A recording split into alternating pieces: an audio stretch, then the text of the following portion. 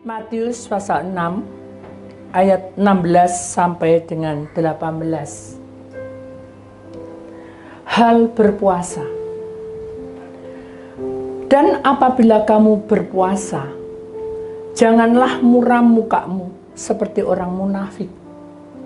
Mereka mengubah air mukanya supaya orang melihat bahwa mereka sedang berpuasa. Aku berkata kepadamu, sesungguhnya mereka sudah mendapat upahnya.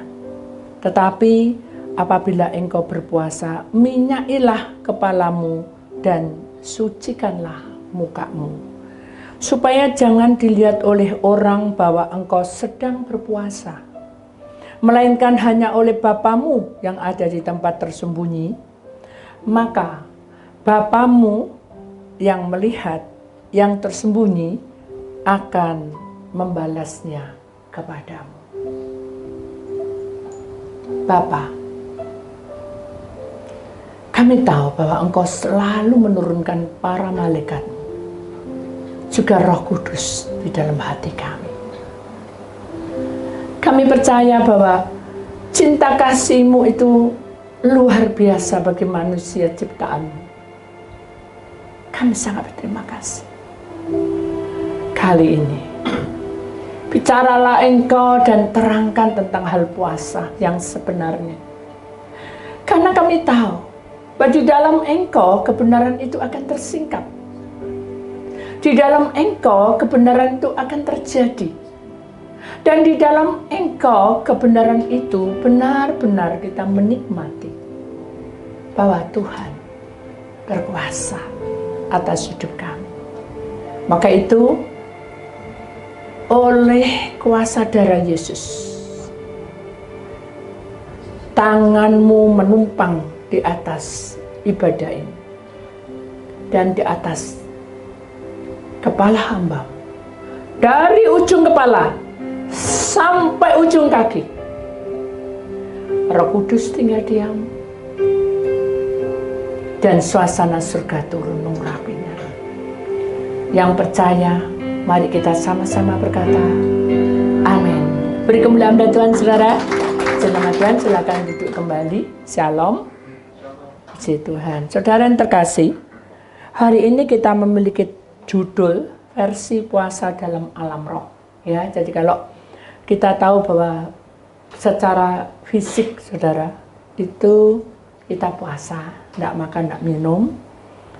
Tapi bukan tidak makan, tidak minum, tetapi menyesuaikan perintah Allah bahwa kita melakukannya dengan hati yang tulus dan rela. Ya. Kemudian di sini juga dikatakan juga, saudara, bahwa di dalam kitab Matius pasal 6 ayat 17. Tetapi apabila engkau berpuasa, minyailah kepalamu dan sucikanlah mukamu. Ya, saudara, itu artinya adalah kalau kita ini benar-benar sesuai dengan rencana Allah, maka perminyaan itu adalah urapan, ya. Perminyaan itu adalah persiapan dari surga diberikan dengan cuma-cuma bagi orang yang percaya. Itu secara fisik, ya. Kemudian sucikanlah mukamu, itu adalah kekudusan. Hidup manusia ini dikuduskan bukan karena kekuatan kita, tetapi hidup manusia dikuduskan karena Roh Allah bekerja di tengah-tengah kita. Saudara yang terkasih di dalam Tuhan Yesus, kita tahu bahwa rencana yang Tuhan berikan itu menyempurnakan langkah kita. Sebagai manusia yang lemah, kita tidak mampu untuk berjalan, tidak mampu juga untuk berpikir. Kalau kekuatan yang seperti ini, saudara, yang di dalam masuk di dalam puasa dalam alam roh itu lebih dahsyat, ya. Ini memperlengkapi hidup saudara supaya saudara dan ngerti bagaimana caranya.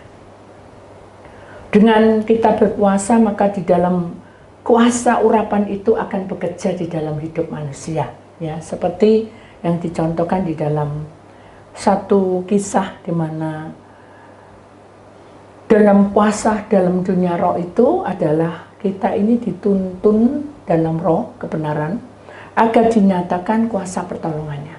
Jadi dituntun dalam roh kebenaran agar kuasanya itu masuk dalam pertolongannya. Itu gimana, Bu? Maksudnya adalah kalau kita masuk di dalam puasa dalam roh itu lebih sakral, di mana kalau orang mau menikah itu persiapan, ya. Kalau fisik mau puasa juga persiapan, tidak makan, tidak minum. Dan juga sesuai dengan perintah Allah, yaitu berdoa, memuji-muji Tuhan, itu fisik. Tetapi kalau di dalam dunia roh, saudara, kebenaran itu akan dinyatakan saat kuasa pertolongannya turun.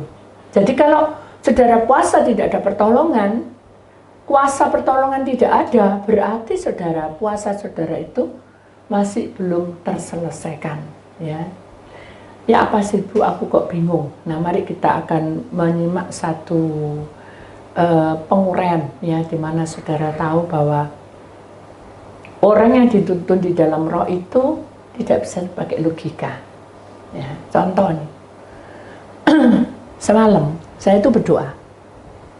Saya berdoa, menyembah, baca firman, dengar pujian, lalu kita selesai kan? Sudah lega saya, pakai kaos kaki, langsung tidur. Oh, saya lupa minum obat. Saya cari obatnya di mana ya tadi? Hanya saya minum obat, saya doakan, saya minum. Saya bilang sama Tuhan, Tuhan boleh enggak obatnya tak minum semua? Saya antibiotik, karena suara saya sudah tidak ada, serak, sudah gitu saya. Jadi agak ngeden, kayak teriak-teriak tuh. Tapi sudah capek itu dan teriak-teriaknya. Jadi saya sudah malas mau ngomong. Tapi saya bilang sama Tuhan, ya udah tak minum sekali, tiga itu tak minum antibiotik. Satunya lagi itu tidak tahu, untuk mungkin tenggorokan, satunya lagi juga untuk suara saya supaya lancar, ya, jadi supaya juga tidak ada sakit. Dan sini ini terasa panas. Akhirnya saya minum, langsung saya geletak kasarnya, tiba-tiba saya sesak. Aduh, apa, oh ya aku sesak gitu.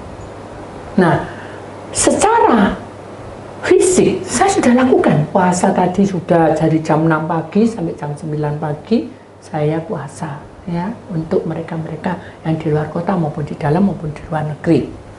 Saat itu pukul 3 sampai pukul 6 saya juga puasa.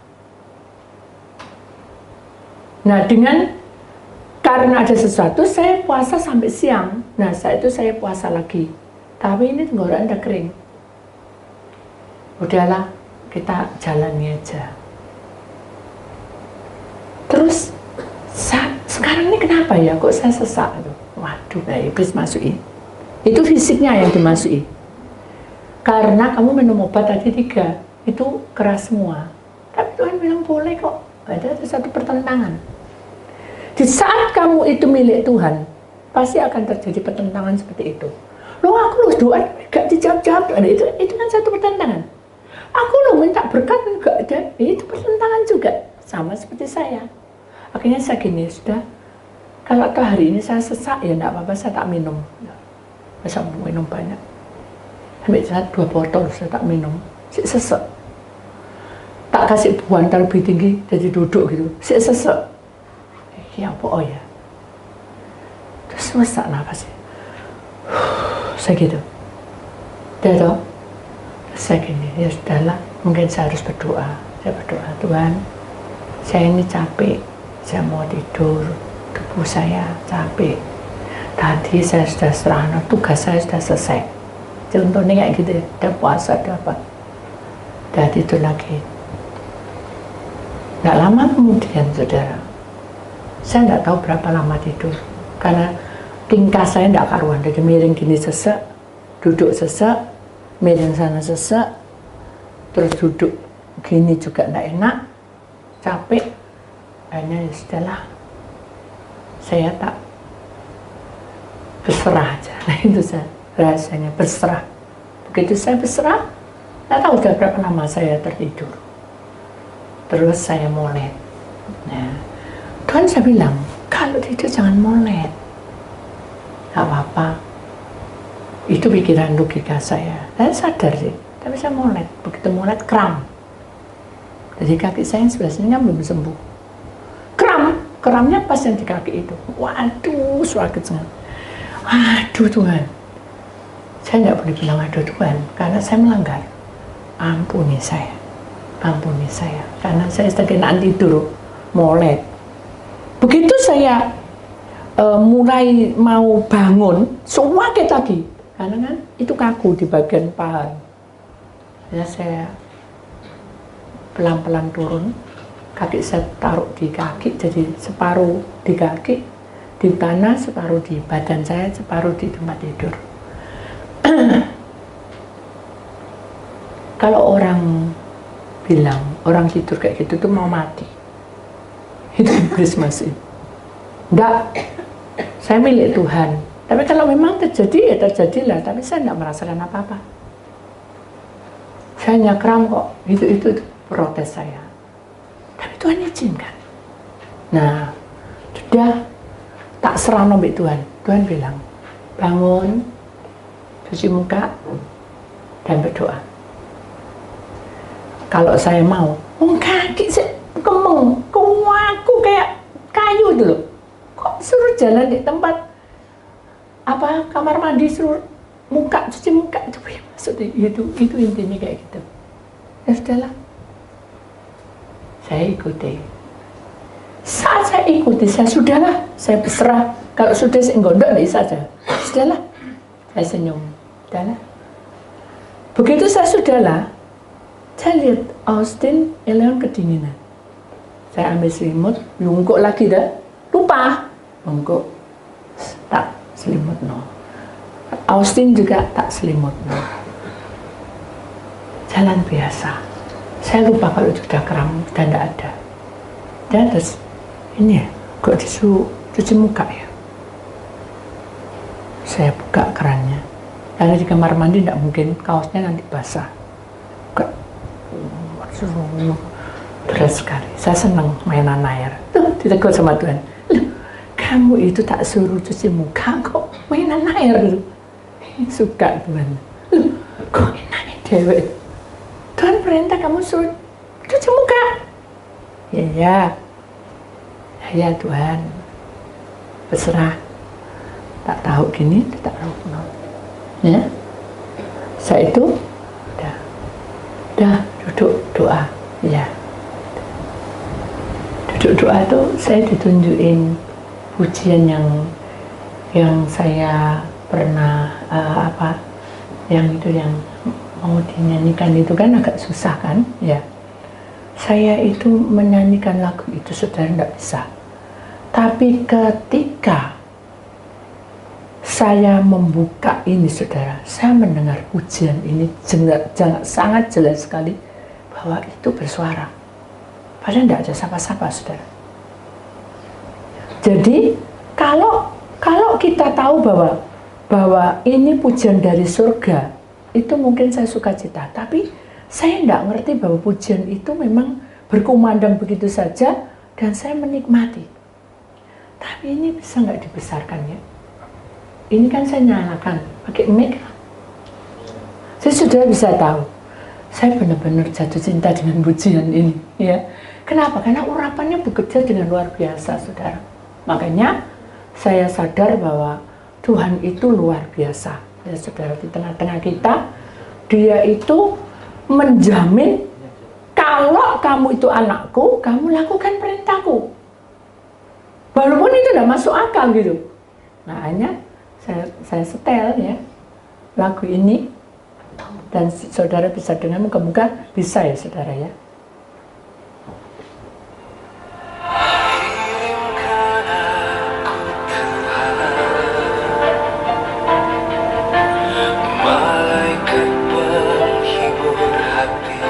Itu urapan Allah bekerja, saya melihat malaikat itu bekerja dengan luar biasa.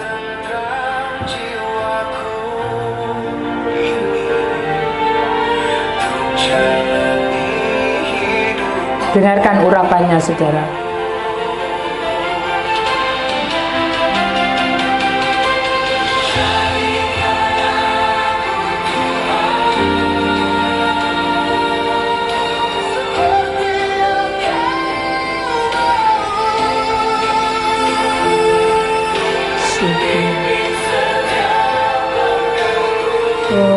Terima kasih.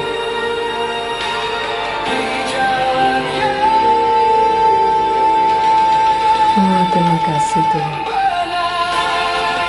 Oh, puji Tuhan. Terima kasih Yesus. Oh, haleluya. Syukur. Syukur. Syukur. Honoriseta. Halikonoma. Terima kasih Tuhan. Terima kasih Tuhan. Luar biasa saudara. Ada satu kesaksian yang membuat saya, ternyata langit-langit kamar itu terbuka lebar. Dan saya lihat malaikat menari-nari. Jadi saya terbawa di Jombang. Kalau Tuhan tengah malam suruh saya keluar, saudara, saya keluar dalam lataran dan menari.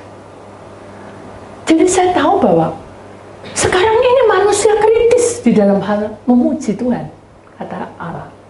Sekarang ini manusia terkungkung dengan masalah. Sehingga banyak orang yang stres dan depresi, bahkan ada yang bunuh diri. Sekarang manusia banyak masalah. Dan orang memuji dan memuliakan Tuhan itu sedikit sekali pilihannya. Dan itu pun terpaksa. Saya jadi bengong. Saya sadar, saudara. Saya seringkali mengeluh karena kondisi saya. Saya malu di hadapan Tuhan. Karena saya melihat para malaikat itu betul-betul hadir dan di tengah-tengah saya. Dengan pujian hanya sekedar itu aja, saudara. Tapi hadirat Tuhan luar biasa. Terus saya bilang gini, Tuhan, apa yang saya harus lakukan? Numpuin agar isi oleh. Kamu harus selesaikan persoalan ini. Apa itu Tuhan? Putusnya semua pelepasan harus digunakan. Pelepasan sampai tanggal 20 Desember. Terus Tuhan, karena 20 Desember tidak ada pelepasan. Maksudnya, aku mementeraikan seluruh dunia karena lempengan bumi bergerak. Dan nanti bannernya tuh tulis di tanggal 20 Desember yang besar. Ketika orang baca 20, lempengan bumi bergerak dengan cepat. Dan saat itu juga hadirat Tuhan seluruh dunia bekerja. Tuhan hebat. Kita ini diberi sesuatu yang maju ke depan. Kuasa Tuhan itu bekerja di tengah-tengah kita. Manusia jadi sibukkan dengan banyak hal. Tapi kita harus sadar, puasa di dalam alam roh itu harus kita miliki. Jangan kita bingung karena dewa, saudara. Memang kita sudah sibuk dengan pekerjaan, sibuk dengan masalah kita masing-masing. Tapi kita harus sadar, saudara, bahwa kehidupan kita yang sesungguhnya, kita minta kuasa pertolongannya mengalir dalam hidup kita dan nafas hidup kita. Kalau tidak, hancur kita. Jadi mari kita minta supaya kuasa urapan pertolongan itu dinikmati ketika kita menerima pujian penyembahan. Jadi sekarang ini apa? Nyembah. Pujian Tuhan Allahmu. Aku gak iso nyanyi. Tuhan gak lihat kamu nyanyi enak atau gak enak. Tapi kamu dalam hatimu buang hati yang curas, buang pikiran yang gak baik. Mikir ke depan, masa depanku itu dengan urapan Tuhan puji-pujian. Itu yang penting. Karena iblis tidak suka. Ketika saya melihat para malaikat itu, saudara, saya nangis. Saya tahu bahwa ini saya tidak layak. Walaupun kaki saya harus kram dulu. Tapi Tuhan izinkan semua itu. Walaupun saya harus berjalan dan cuci muka, kenapa? Karena Tuhan ingin kehidupan kita yang sesungguhnya, memori itu, cuci muka itu adalah pembersihan diri, saudara. Kayak bab Islam. Jadi kita cuci muka, waktu saya cuci muka itu juga beda. Nggak kayak orang raup ya, cuci muka itu sudah selesai. Kayak ada satu sinar yang membuat saya itu terperangah. Mungkin kalau saya tidak cuci muka, saudara, saya tidak tahu. Hadirat Allah itu begitu luar biasa dahsyatnya. Gempar, saudara. kayak goyang semua. Dari situlah saya sadar bahwa hadirat Tuhan itu datang sewaktu-waktu ketika kamu mau untuk mengikuti perintahnya. Amin. Jadi kalau saudara nyanyi anak-anak, jangan, kita harus penuh dengan urapan. Nyanyi yo, sampai kamu merasakan hadirat Tuhan. Jangan tanda isaku. Nggak bisa. Tidak ada kata yang tidak bisa. Kalau kamu niat, kalau kamu mau belajar, bisa kok. Intinya gitu. Jadi, mari kita belajar untuk mengenal kuasa pertolongan itu ketika kita mau diajari Tuhan dalam bahasa pujian. Amin. Itu para malaikat saudara yang nyanyi. Sehingga bergetar hati saya. Dan saya sadar, saya ini suka mengeluh. Dari situlah semangat saya tumbuh, saudara.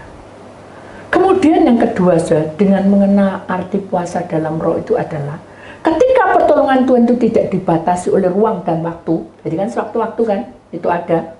Walaupun manusia itu dalam pergumulan, dengarkan, saya catat karena ini pesan Tuhan. Walaupun manusia dalam pergumulan menderita sakit sekalipun, beban-beban hidup semakin menekan, penderitaan silih berganti, seperti tidak ada jawaban. Ini loh Tuhan yang bilang. Tapi Tuhan berpesan, naba aku desi alawin kimbang. Tuhan berkata, tetaplah jalani apa adanya. Itu tekanan saja. Kemudian bukan tekanan ditekan, tapi itu suara mengumandangkan supaya kamu tetap jalan ojo berubah-ubah. Itu intinya gitu. Karena apa? Karena karyanya bagian dari hidup. Jadi ketika kita punya masalah, itu karya Tuhan justru. Karya Tuhan itu akan berkembang di tengah-tengah kita dan menambah sehasta lagi kuasa-kuasamu. Paham? Jadi sekarang ini Tuhan tidak menginginkan kamu cuma puasa, tidak. Tapi kamu menikmati puasa dalam roh. Supaya hatimu itu sungguh-sungguh mengenal pribadi Tuhan. Dan kamu akan melihat, mungkin tidak bisa melihat seperti saya para malaikat itu. Tapi saudara merasakan ada titik temu kebahagiaan di dalam hidup kita. Amin. Kemudian yang ketiga, saudara. Puasa di dalam dunia roh itu artinya, saudara, isi hatimu itu adalah Tuhan Allah yang mengatur. Jadi bukan kita lagi. Ketika saya bilang Tuhan, kakiku pincang-pincang. Waktu itu kan saya pergi tuh di luar kota. Pincang-pincang itu, saudara. Barulah saya sadar bahwa ternyata benar. Puasa dunia roh itu mengartikan bahwa isi hati Tuhan itu ada dalam kita. Kalau Tuhan tidak ada di dalam hati saya tidak mau pergi, saudara. Pincang-pincang kayak gitu. Bayangin, saudara. Bisa mengerti, saudara. Dalam kondisi pincang-pincang itulah, saudara, saya tidak mikir, kok aku dipermalu, bisa doan orang, awak dewe pincang-pincangan gitu. Tapi saya tidak mau peduli. Di sini dikatakan, menembus alam roh yang kita tidak tahu menjadi memahami. Jadi kita tidak tahu apa-apa, jadi paham. Bukan hanya mengerti, tapi penuh urapannya. Bisa kan? Saya gini, ya Tuhan, saya siap. Saya gitu dah. Dah, memuji-muji Tuhan. Sudah, ambil ini, ayat ini, ayat ini. Jadi hari itu juga Tuhan menerangkan semuanya. Dari apa yang Tuhan berikan pada saya. Bisa ditunjukkan blender KKR-nya. Bisa.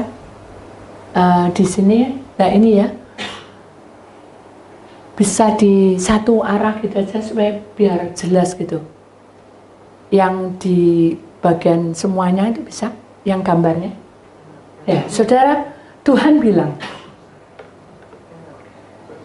ada seseorang berkata gini, yang ngatur ini, wes aku kurang ketemu.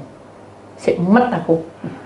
Saya bilang gini, saya sudah punya visinya, tak kirim-kirim tapi enggak nyantol, enggak mau, bukan enggak mau ya. Enggak srek mungkin ya. Terus akhirnya dia kirim. Dia kirim, saya doain. Tuhan bilang apa? Lu itu sudah ada di dalamnya. Iya Tuhan, tak lihat. Benar. Seperti yang pada visi saya. Jadi kalau kita masuk di dalam puasa dalam roh itu, saudara, kita ini tahu visinya ke depan itu apa. Kayak ini ya, 20 Desember, paceklik besar-besaran. Kita lagi mentre, itu visi. Visi Allah. Bukan misi saya, ngapain saya mentre-mentre kamu. Intinya gitu. Jadi, puasa dalam dunia roh itu artinya adalah isi hati Allah itu diutarakan, ya, menembus roh kita sehingga kita bisa paham, mengerti, jadi penuh dengan urapan. Hanya saya lihat, sudah bisa lihat yang di depan. Sudah bisa lihat yang di depan, bisa ada ini ya, seperti kayak tongkat itu, tidak ada ya? Ada itu, gak usah punya ini, lampu. Jadi, sudah yang di atas ada tangan, makanya saya bilang sama Andi, jangan dirubah, karena ini ada kisah. Gitu. Ya. Jadi, tangan itu, saudara, sebetulnya tangan Allah, tapi lewat hambanya dimentre. Ya. Dan setelah itu saudara kalau perhatikan baik-baik itu wajah manusia. Jadi atasnya di tengah-tengah ada tulisan KKR itu wajah manusia. Ketika dia begini, tangan Tuhan menumpang dan dimentre. Nah, itu yang di situ. Kemudian yang di sebelah sini, sebelah kiri, ya, tidak ada ya. Yang di sebelah kiri, ya saudara, yang di kiri ini, saya mengerti ya, itu ya. Bisa masuk kan? Ini adalah bangunan. Maya B, Dohisiga Maya, katanya. Hancur sudah dunia ini. Jadi ini semua bangunan semua ini roboh ya. Kemudian para malaikatnya berperang. Perang Armageddon akan dimulai. Ngeri kan? Dan Bama, Osinema, banyak korban persatuan. Allah menangis. Makanya Allah berkata, pilihan sudah ada. Siap kamu pilih yang mana. Tapi sedikit yang mengenal aku. Jadi peperangan itu kuat sekali, saudara. Banyak hal yang kita tidak mengerti. Tapi di dalam roh kita dibuka sampai kepada batas di mana peperangan ini terus menyala, apinya berkobar-kobar, seluruh kehidupan berkobar-kobar. Tapi para malaikat sudah ada di pihak manusia. Dia lebih banyak menjaga dan melindungi kita supaya kita tidak jatuh. Nah, karena kita ini kecepet, saudara. Hidup kita ini tergelincir dan semua penuh dengan api. Bagaimana kita bisa menjalaninya? Hidup yang seperti ini adalah peperangan. Disinilah zaman pemulihan terjadi. Makanya ini kan tidak kelihatan. Bagaimana manusia berjalan dengan hati yang sungguh-sungguh, tapi tetap aja cobaan ada di sini. Pilihannya sudah terjadi. Makanya malaikat ini berperang, Tuhan bergerak dengan cepat. Itu metre. Makanya Tuhan berkata, aku akan datang dan menjemput kamu. Sekarang tergantung dari kamu. Bagaimana puasalah kamu dalam roh. Agar kamu tahu mida habis isi dan visi Allah.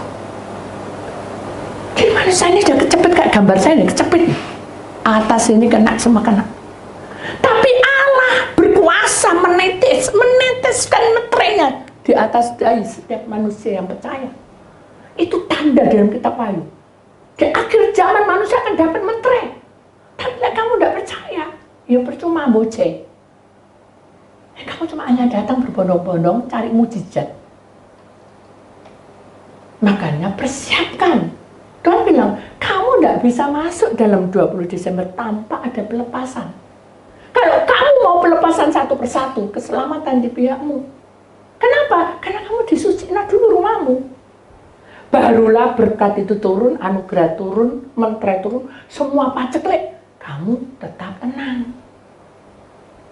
Kenapa? Karena rumahmu sudah dikasih tanda, darah, dilaburi darah penebusan. Kamu juga dilaburi darah. Itu meterai. tanda bahwa kamu adalah milik Allah. Dunia ini sudah hancur, saudara. Ini sudah hancur. Peperangannya akan dimulai. Menunggu apa? Menunggu apa kita sesungguhnya? Gak ada apa-apa. Kalau kita sedang lihat visi seperti ini, saudara, mengerikan.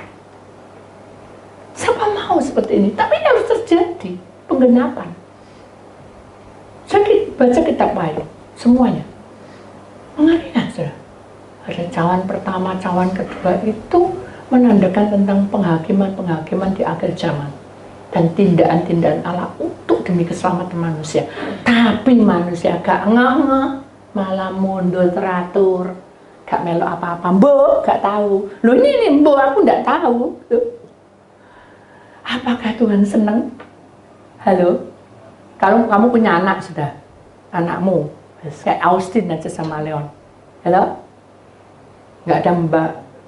Austin tadi sudah isa di sekolahan. Biasanya Mbak tanya-tanya. Oh, nggak tahu. Kecewa nggak? Ayah saya omain. Kecewa nggak? Austin, kamu tadi sudah makan? Udah, kamu kasih uang saku makan apa? Mbok, aku nggak tahu. Leon enggak beda. Leon, kamu tadi makan apa di sekolahan? Aku lupa ya tapi, enggak tahu, lupa aku. Kenapa? Karena kita sudah mau peduli. Kalau kamu peduli pasti ngerti. Saya bilangin, kamu harus peduli dengan perutmu. Itu kayak HP. Kalau kamu enggak cas nanti sakit perutmu. Jangan terus nabung, terus boleh nabung, tapi kamu harus makan ya. Saya bilang sama Austin, ya Ama, ngerti? Ya, besok tak tanyain lagi. Ya, beda San. Austin, kamu tadi makan apa? Tak tahu, aku lupa, cuma aku makan Oma. Makan berapa? 2 bungkus. Ya. Jadi dia menjalankan. Demikian juga kita ini anak-anak pilihan loh, saudara. Bukan orang yang di pinggir jalan dicomot, kamu jadi anakku, pelayanan ya. Enggak loh. Dari awal kamu sudah dipanggil. Dulu diberkati, sekarang kamu berjuang. Berjuang mau sampai menutup mata kan gitu. Intinya kan gitu. Jangan kepo, tahu kepo ya. Gak mau peduli. Apa-apa sembuh gak ngerti, sembuh gak ngerti. Gak bisa. Kamu harus bertanggung jawab atas pelayananmu. Kan gitu. Kenapa? Karena posisi ini sudah hancur semua. Ini loh, sudah kayak gini, saudara. Kita tidak bertindak dalam pementeran ini, kita tidak sungguh-sungguh menerima dari Allah. Bisakah kita melewati paceklik ini? Ingat loh, kesaksian saya waktu pementerian apa? Corona, virus yang seluruh dunia tidak ada obatnya. Pernah? Siapa yang waktu itu datang? Benar ya. Mereka selamat. Kenapa? Bukan meterainya, karena mereka percaya dan menerima meterai dari Allah, bukan dari hambai. Urapan bekerja. Kan gitu. Meterai itu tanda bukti bahwa kamu itu sudah sah dan kamu akan lepas jangkauanmu tuh dari masa paceklik. Tapi bukan berarti wes aku dimeterai gak apa-apa, enak-enak aku jadi sakti. Bukan. Meterai itu adalah tanda di mana kuasa Tuhan bekerja atas kehidupan setiap manusia dan lakukan perintahnya untuk bertanggung jawab. Semakin kamu bertanggung jawab dan menerima apa adanya, dan kamu sungguh-sungguh sampai titik penghabisan. Lu benar sih. Aku tidak pernah berutang padamu. Sampai anak cucumu, turunanmu, aku berkati. Sing buka jalan tuh kita, saudara, anak cucu kita. Bukan kamu, bukan dia pinter. Gak bisa, saudara. Sekarang zaman sudah berubah. Anak aja diatur susah. Betul nggak? Kita lo baru ngomong gini, dia bisa ngomong sak gini. Kenapa? Karena kita sudah ketinggalan zaman. Semua canggih. Coba, kalau kita ikut canggih, ya mungkin kita bisa ngatur. Karena kita nggak ngerti apa-apa, papoh, ya udah terserah kamu. Jadi tidak jadi itu tanggung jawabmu. Tapi tetap melipat tangan dan berdoa. Supaya apa? Supaya penyertaan Tuhan itu ada di dalam hidup kita. Makanya kita perlu puasa di dalam roh, supaya kita sadar bahwa dalam roh itu adalah suatu pimpinan Tuhan yang menyatakan bahwa engkau berpuasa mendapat perminyakan dari surga. Kalau di sini kan perminyakan dari minyak yang didoakan, ya ini kalau dari surga, kepalamu diperminyaki, diurapi. Cucilah mukamu, itu menandakan kamu itu dibersihkan dari memori lama.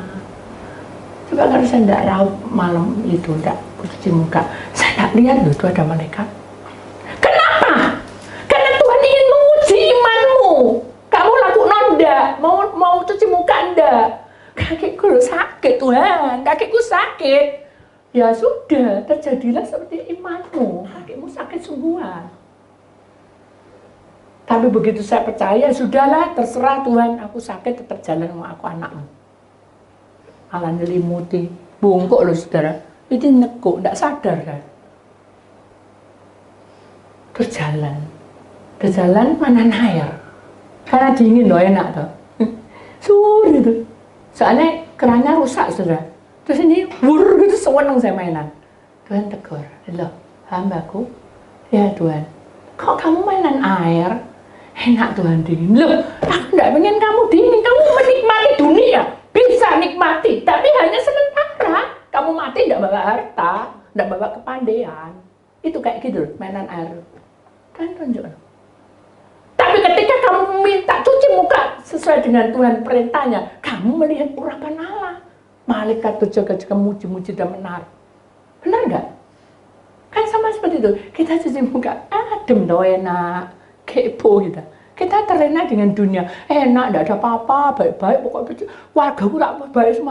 Ya tidak apa-apa, memang itu tanggung jawabmu. Tapi ingat toh, kamu ini milik Tuhan. Bertanggung jawablah.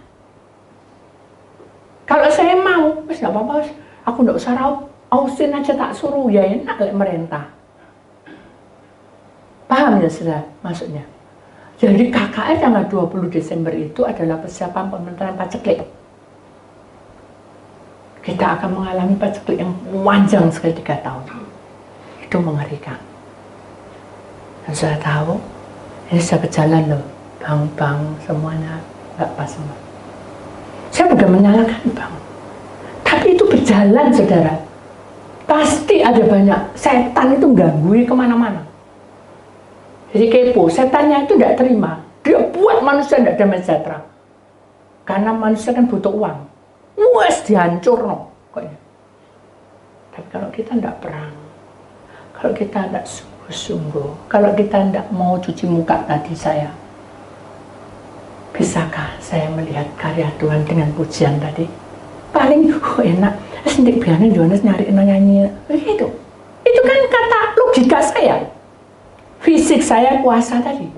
Tapi kalau dalam roh tidak kayak gitu, saudara. Dia akan bergerak. Dan dia akan ada hasilnya. Dan hasil itu bukan sesuatu, wah kaya, bukan. Tapi hasil yang membuat kamu kagum dan heran.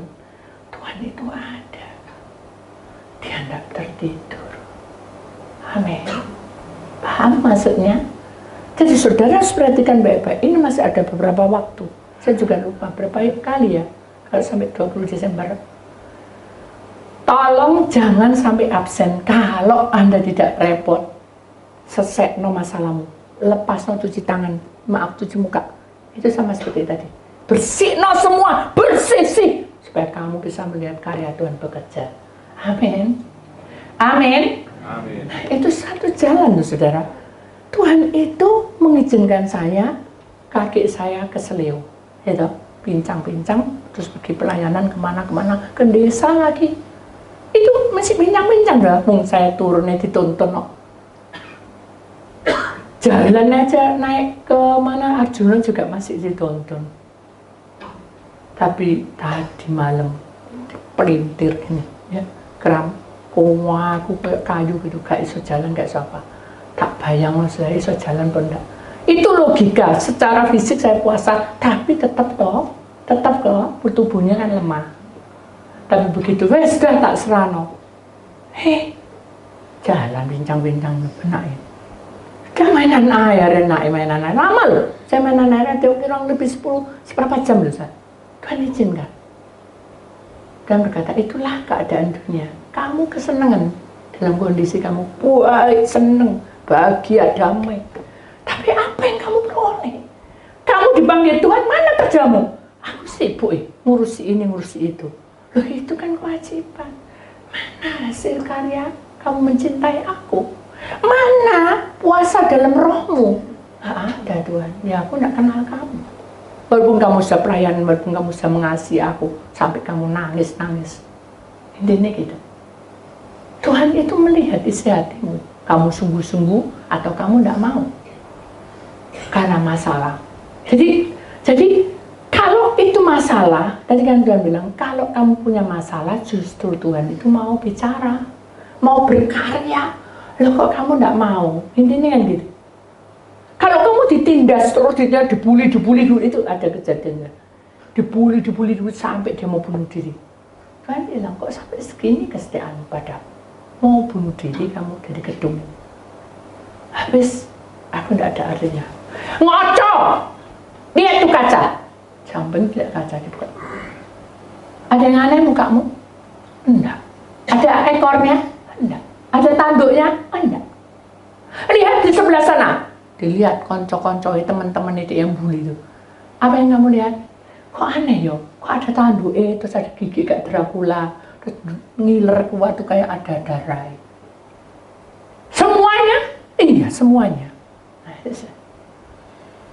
sebetulnya mereka itu bukan manusia.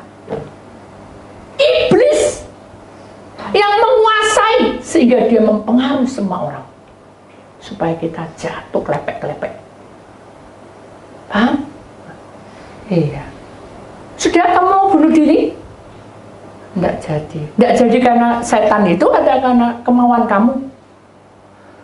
Ya, karena itu setan. Jadi, oh tidak mau. Tuhan tidak tolak. Aku tidak kenal kamu. Kamu dari kecil, kamu cinta aku. Sekarang kamu sudah besar, remaja, cantik. Kamu mau bunuh diri. Gara-gara kamu dibully. Siapa yang ketawa? Iblis. Karena iblis tahu bahwa kamu adalah milikku. Terus terjun kamu. Seperti aku di bait bumbung, bait Allah. Terjun Tuhan, nanti malaikat yang jaga kamu, tidak mati kamu. Nah, iya kan, kamu kan gitu tuh. Oh, aku tidak mati, di situ ada truk. Nah, nanti lah masuk ke truk itu, ya tidak mungkin lah, mati. Nyawamu hilang, masuk neraka karena bunuh diri. Tapi ya apa? Nah, karena tapi selamanya kamu tetap tidak bisa hidup, karena kamu masih ada tapi loh. Makanya kalau kamu cinta Tuhan jangan pakai tapi, jangan pakai namun, dan pakai aneh-aneh. Diem mos ngalah bes sakarepe wis Tuhan mau atur. Nah, itu baru Tuhan yang bekerja dan bergerak. Amin. Jujur aja jangan bilang, aku nyenes umur yang gak ada kerjaan. Ya apa? Dia temannya, bro ada. Ya, apa kamu? Tak pinjemin kamu. Seneng. Hilang habis uangnya. Gini lagi. Loh, apakah itu benar? Berarti saudara mencobai Tuhan. Tuhan udah kasih jalan, tapi kamu tidak mensyukuri. Harusnya apa? Ya sudah, hidupku seperti ini, tak terima. Kan gitu. Bangkit toh, karena semuanya penuh api. Kamu mau lari kemana? Gitu loh. Paham ya saudara? Coba kamu, saudara ada di tengah-tengah sini. Saudara lari kemana? Ini sudah penuh. Penuh dengan banyak hal. Peperangan-peperangan. Mau lari kemana? Gitu. Kan hanya satu tujuannya. Hidup atau mati kan gitu. Kan kamu mati sia-sia. Loh, kamu ikut Tuhan ya? Kan gitu. Kalau kamu mencintai Tuhan sungguh-sungguh, ya kasihlah tubuh roh jiwamu untuk Tuhan. Tapi bukan untuk bunuh diri. Bukan untuk diam-diam gitu, tidak bisa. Apa yang dikerjakan? Tanya dia diam, nggak tahu. Loh, kau bilang nggak tahu? Sudah, istrinya datang. Kamu tuh kepo banget. Telok rumput, telok. Jabutono. Aku kan bukan pelayan. Loh, kan kamu istri, suami istri kan harus nurut, sama-sama membantu. Aku tak bersihin dalam, kamu bersihin rumput. Nggak suka. bersihin sama, ditendang. Mana ada berkat, saudara. Apa yang kamu kerjakan? Syukurono, kan gitu loh. Ayo bersihin kamar mandi. Syukurono, gitu. Wah, ini bukan bagianku. Nah ya memang kalau bukan bagianmu. Tapi sekarang ini Tuhan mengizinkan kamu merendahkan hatimu, lakukan sudah. Titik. Tidak usah ngomel, kan gitu.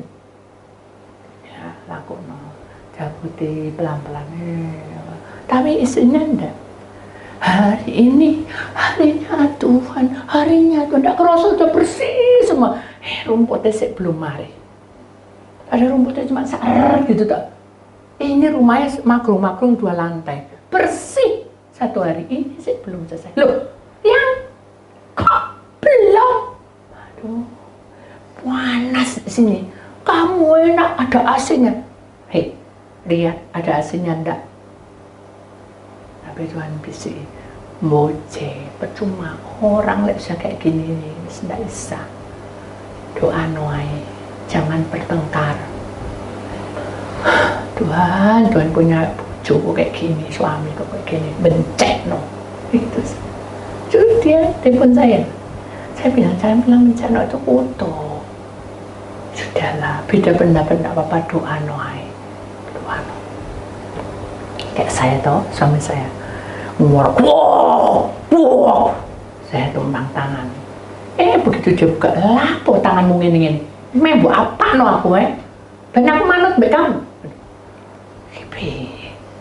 Wah, aku kan anak Tuhan, mau pikir aku mau kayak ilmu kamu ben manut gitu kan. Gila Pak. Itu logika saya secara fisik puasa sudah. Tapi kalau dalam dunia alam roh puasa, ya sabar. Maaf no, tadi itu pikirku kan aku mau numpang tangan kok. Tapi kan kamu kan sudah mencurigai aku. Sudah, tidur sana. Gitu. Nah itu. Sudah, pergi sana. Tak jabutannya duit. Itu. Coba putus. Nah ada 1 jam seresik saudara. Yang itu. Bukan saya enggak ngolok ya. Halo, Beli.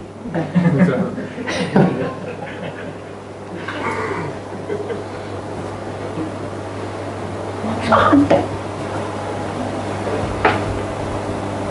Sudah puas Pak? Sudah. Minum kopi sudah mau siap no, makan sudah mau siap no. Terima kasih ya sayangku. Kita mau batukmu kan gitu. Itu montok-montok dan jadi babumu ya gitu. Tapi dia enggak lakukan karena dia ingat jangan pernah mengutuk dan ngomel. Nah, hanya doa. Ingat saya, jangan menumpang. Ingat saya kan. Ojo wis koyo titik dikira aku kei sabdo bla ngono. Ilmu apa mu pelet mu apa. Bisa. Dia tidur. Dia pelan-pelan. Pintunya ditutup, tumpang tangan. Ya. Tuhan tak serahno suamiku. Tuhan tak serahno ben cepet. Lek kerja ben cepet ojo lemot dong. Enggak. Ya, Tuhan tak serahno suamiku ke dalam tanganmu, biar engkau ikut campur tangan ya Tuhan. Amin. Besok lagi, Tuhan tak serahno. Bosen enggak kira-kira doa kayak gitu? Halo? Gak berubah.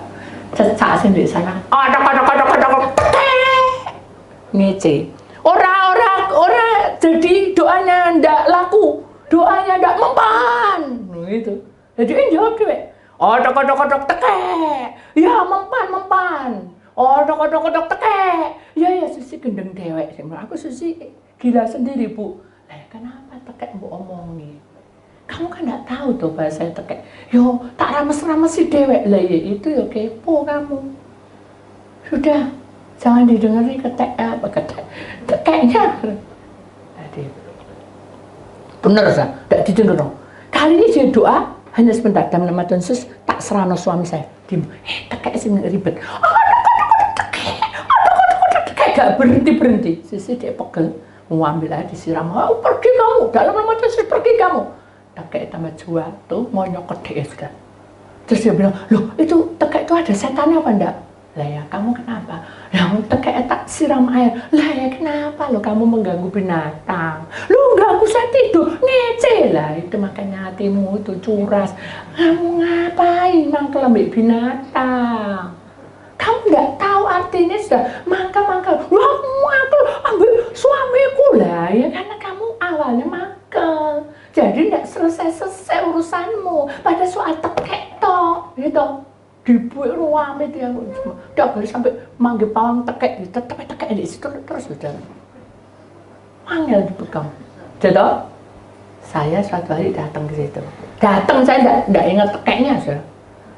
Itu pagi jam 8 terus karena saya jam 12 atau jam 1 pergi ke bandara. Jadi saya mampir di situ dekat bandara. Baru saya mau nyirami. Bunyi. Oh, tok tekek. Itu loh Bu, gini loh Bu. Lah, kamu tuh ngapain? Soalnya itu loh, nantang ibu itu. Siapa sih bilang nantang ibu? Kamu gak ngerti artinya, jangan ngomong karena dewek toh. Mbok rames sama, saya pusing loh Bu. Setiap kali itu kayak gitu loh Bu. Dia tahu lihat ibu pengurapan pagi itu gak pernah. Baru kali ini. Ya sudah toh, kamu kan gak tahu artinya toh. Gak ngerti, sudah biar kamu sih marah, aku gak mau ngurapi kamu. Ya Bu. Otok tekek tuh. Dimangka dewek deh. Gitu deh. Terus saya, ini mau terus kenapa? Enggak apa, kamu sih mangkem tekek. Ya apa ya Bu ya? Ya sudah, saya tak nang pergi ini sudah. Enggak nutut ini. Iya Bu, ya sudah. Tambah banter. Otok tekek. Bu. Akhirnya dia bilang, Bu, saya enggak marah. Cuma saya tanya, tekek itu pagi ada tabu katanya. Ya kamu kok bilang Sisilai tekek? Ayo kita doa. Dibuka kerendukannya. Kamu enggak tahu toh tekek itu bilang apa? Enggak tahu. Tuhan bilang, saya berterima kasih karena rumah ini diurapi. Karena saya takut di sebelah ujung sana ada ular besar.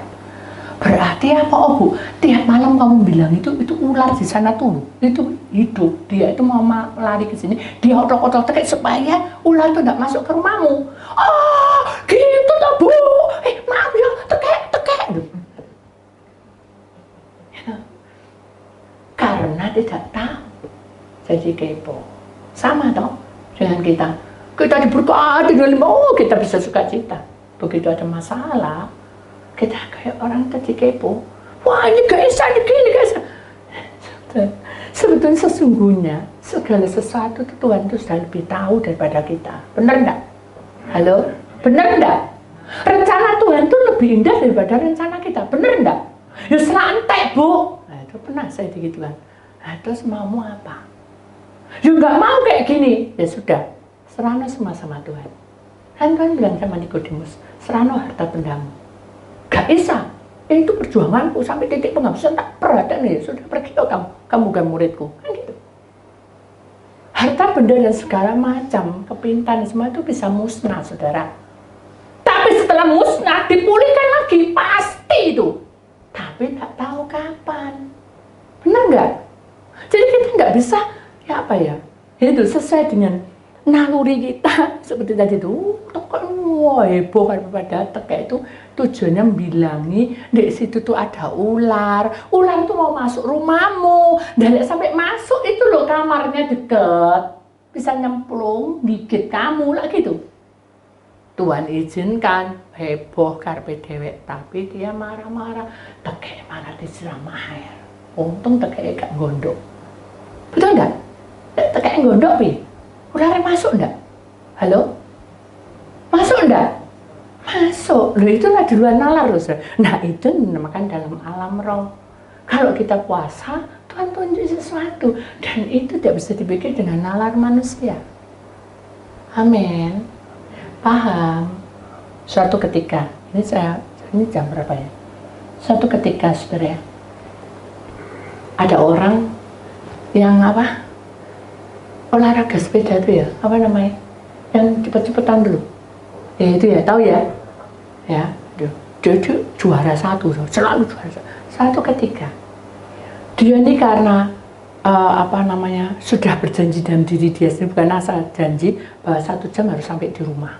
Ya toh?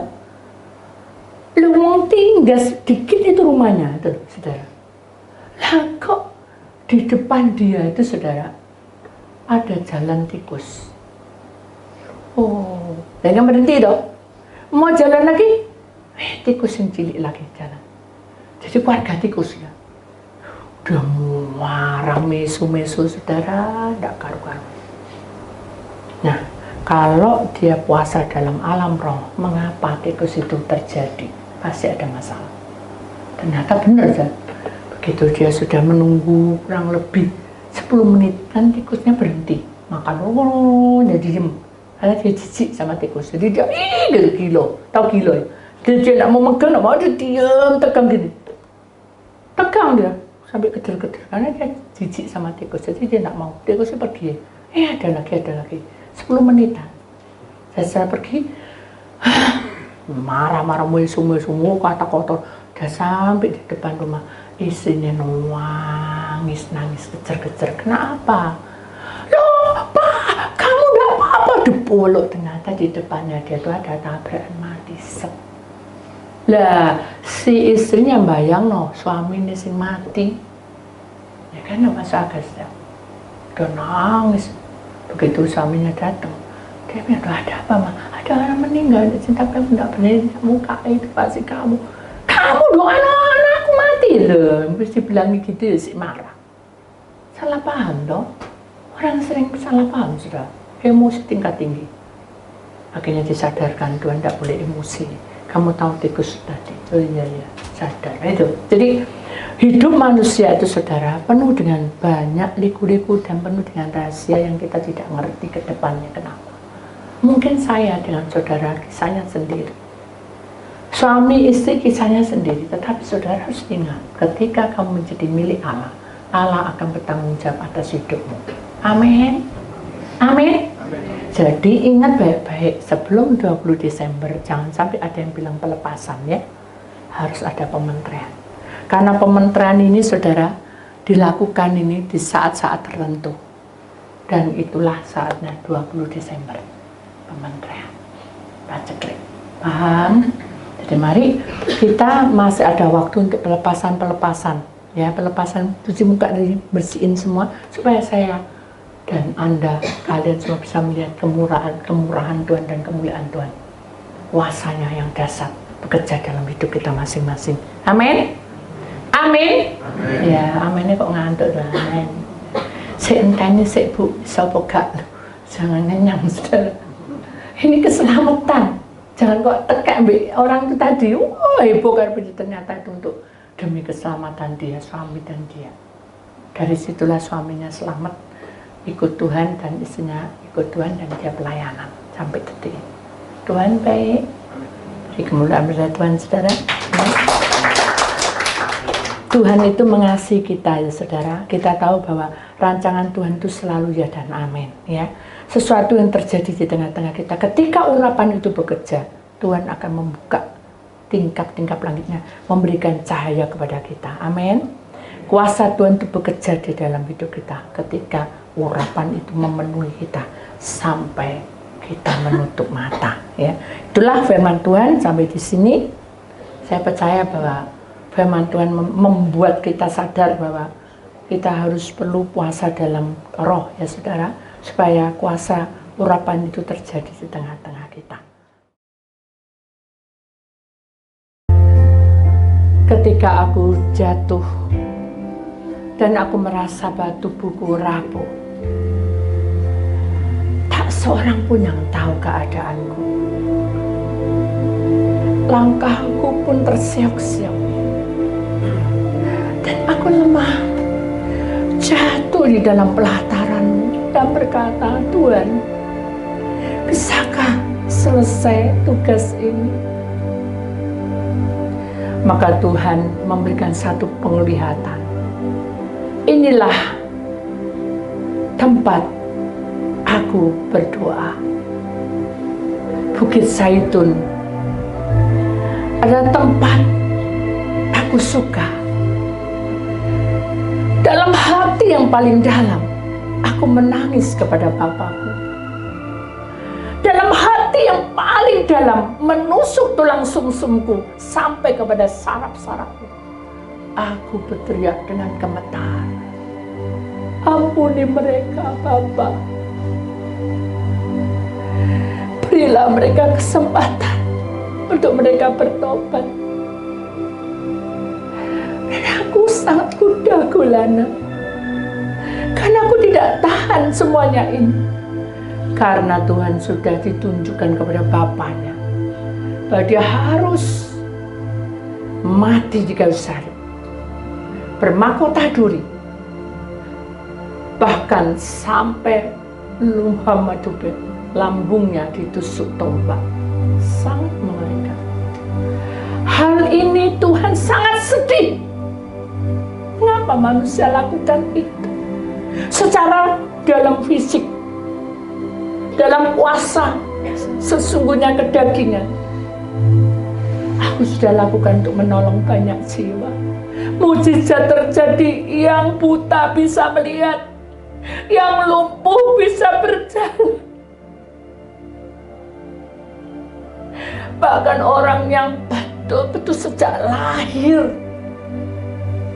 gelap buta, aku sudah beri kesembuhan. Sampai kepada kematian pun, di ujung kematian aku bangkitkan. Tapi mereka berkata, salibkan, salibkan Yesus, salibkan Yesus. Lupa, hatiku kecil, aku sedih. Belum lagi muridku sendiri. Ketika aku mengutarakan isi hatiku, lakukan ini sampai akhir zaman di dalam perjamuan suci ini. Tiba-tiba muridku Petrus berkata, Guru, ini aku Petrus. Kalau sampai ada prajurit yang menangkap kamu, menangkap engkau Yesus, aku yang maju lebih dulu. Tapi kenyataannya, benar dengan emosi dia lakukan. Karena dipotongnya salah satu prajurit telinganya. Aku tidak mau seperti itu dengan emosi. Aku ambil daun telinga itu dan aku tempelkan kembali kepada prajurit itu. Tetapi ketika seorang anak kecil yang tidak tahu apa-apa berkata, loh, kamu ini murid kesayangan guru yang bernama Tuhan Yesus. Tapi kamu berkata apa, Petrus? Tidak, aku tidak kenal kamu. Aku juga tidak kenal orang itu. Sampai 3 kali kamu berbohong tidak kenal aku. Ayam berkokok, tanda bukti. Binatang itu ayam berkata, inilah terjadi sesuai dengan firman Allah. Penggenapan itu terjadi. Dan yang paling parah, Yudas Iskariot. Dia tiba-tiba memeluk aku dengan kasih. Kemudian dia mencium pipi kiriku kanan, pipi kiri dan kanan. Hatiku luruh dan hancur. Langsung aku ditangkap. Dan dia lari dengan tersenyum membawa 30 keping perak. Aku sudah dijual. Sampai di situkah kesetiaanmu, hai kamu manusia? Sekarang ini masa cloning dan 666 akan ada. Ingat pesanku ini. Jangan kamu menfitnah dan jangan kamu lupa akan kejadian Petrus dan Yudas Iskariot. Jangan terulang. Kalau kamu setia, serahkan hidupmu untuk melayani aku sepenuhnya. Kalau kamu jemaat, mencintai aku, kamulah anak-anak pilihanku. Jangan lengah, jangan kemana-mana, karena saat itu banyak biaya lebih kali teman. Karena dunia memberikan penawaran yang luar biasa. Di sana ada mujizat, orang miskin langsung mendadak kaya. Di sana juga ada mujizat, asal kamu menyembah penguasa ini, maka kamu akan jadi kaya raya. Di situ terjadi suatu mujizat. Orang yang sudah mati di cloning, maybe karena kecanggihan dunia, sampai pada saatnya chip berjalan. Aku tidak tahu seberapa banyak keselamatan diterima, tapi hatiku hancur. Mengapa kamu lakukan itu? Karena kamu tidak setia, atau kamu takut akan hidup ini? Nema, mari saudara angkat tanganmu, renungkan kata-kata Tuhan tadi. Apakah kita seperti Petrus atau Yudas Iskariot? Ataukah kita seperti Paulus sampai titik penghabisan kita mencintai Tuhan? Bapa, terima kasih buat renungan dan puisinya. Kami memang lemah dan kami tidak berdaya. Karena satu perkara kami berubah. Karena satu hal kami juga melangkah terlalu jauh dari hadapan-Mu. Ampuni kami. Hari ini juga kami tidak mau memandang siapa dan apa yang dikerjakannya.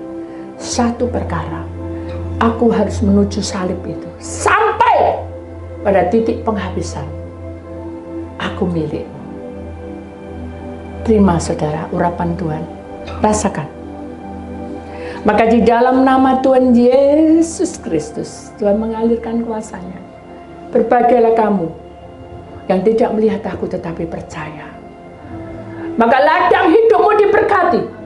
Ladang rumah tanggamu diberkati. Ladang kesehatanmu diberkati. Ladang pekerjaanmu diberkati. Ladang pelayananmu diberkati. Oleh kuasa darah Yesus, kami meletakkan semuanya. Hari ini kami letakkan Tuhan. Sebentar kami hendak berdoa untuk persembahan. Engkau berkati perkataan daripada Andre. Dalam nama Tuhan Yesus, kami sudah serahkan semuanya Tuhan.